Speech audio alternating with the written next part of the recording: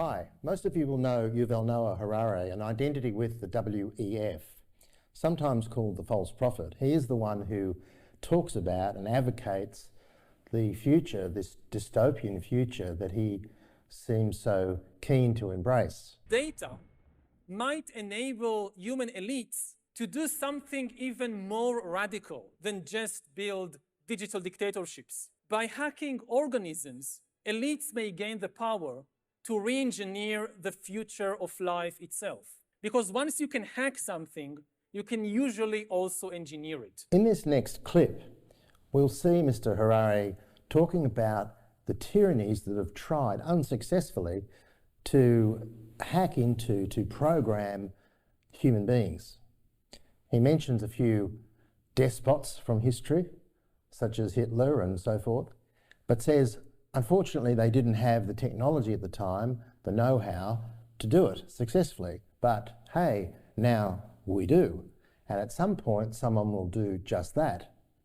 He goes on to say that the WEF has now evolved to the point where it has alliances with groups who can do this. Wanted to do it, but nobody understood biology well enough, and nobody had enough computing power and data to hack millions of people. Neither the Gestapo nor the KGB could do it. But soon, at least some corporations and governments will be able to systematically hack all the people. So would he be thinking about programming humans? Would he be thinking about hacking into human beings and embedding something within the body to monitor, to track and control human beings? You bet. And if indeed we succeed in hacking and engineering life, this will be not just the greatest revolution in the history of humanity. This will be the greatest revolution in biology since the very beginning of life 4 billion years ago. For 4 billion years, nothing fundamental changed. Science is replacing evolution by natural selection with evolution by intelligent design. Not the intelligent design of some god above the clouds. Here's Robin Bullock, a true prophetic voice from the US, with his take on Mr. Harari. You say, oh, you're just talking about people. I'm talking about principalities that have chosen personalities that gave in to the principalities until they became the personalities from the principalities.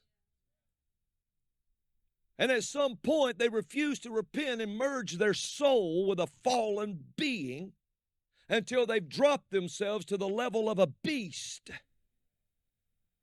To the level of a beast. But our intelligent design and the intelligent design of our clouds, the IBM cloud, the Microsoft cloud, these are the new driving forces of evolution. The thing with our friend Mr. Noah is he always spends time diminishing and dismissing the God above the clouds before he describes the world that we might live in below the clouds. And living below the clouds in this atmosphere controlled by the WEF, there will be an implicit God, them. That's who will be the God. They are the God. But you cannot present yourself as an alternative God until you remove a belief in a higher God, which is why he spends time doing so. So this utopia, this dystopia that they're actually advocating and advancing will look something like this. You'll be controlled through devices embedded in your body. That's their description, not mine. You will be programmed, you will be monitored, and you will be kept within a space. You'll be kept safe, but you'll be kept within a space.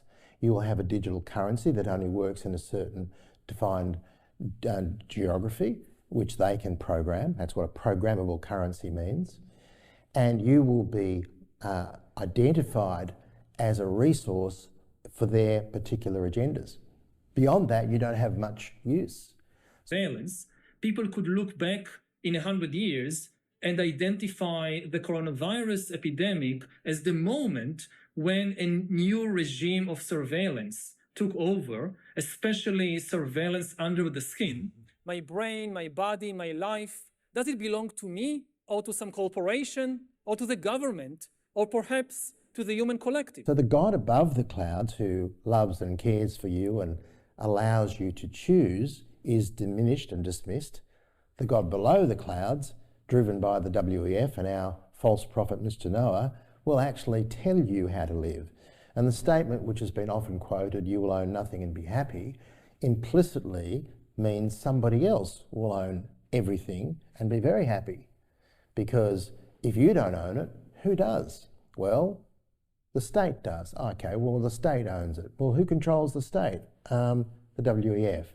So the WEF become the global banker. The WEF become the global owner of assets, including you and your DNA. So this programming idea is not just programming currency, it's programming people. Now, the God above the clouds doesn't program people, he invites people. The God below the clouds, them, has this power lust, this idea that they are superior, they are in fact elite. The thing is that the God above the clouds, as in Psalm 2, sits in the heavens and laughs. He laughs at these people. These people are delusional. These people are demonic. These people think they are God. They aspire to be God.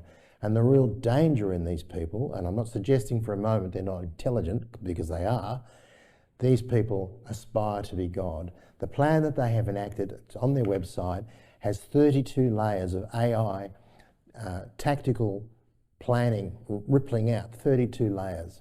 This is not some ad hoc adventure. This thing is really well thought through, beyond the mental capacity of most people, and it's been mapped and planned and is now being implemented. And recently Klaus Schwab was at G20 representing the WEF, but which country was he representing? There is no country that he represents. He was there as a member of this event, the G20, because the globalists have penetrated, to use their words, most governments around the world. So this is playing out. So when he's called the false prophet, there are delusions of divinity, there are delusions of grandeur, and they have a very strong plan which they are implementing. And if you think that's a little bit fantastical, a little bit conspiratorial, go read the book, because they're telling us what they're going to do. It's out there, it's in the open, they're declaring it. So these things that they say were once ambitions of tyrannical powers but couldn't be done are now within reach, and guess who's going to do it?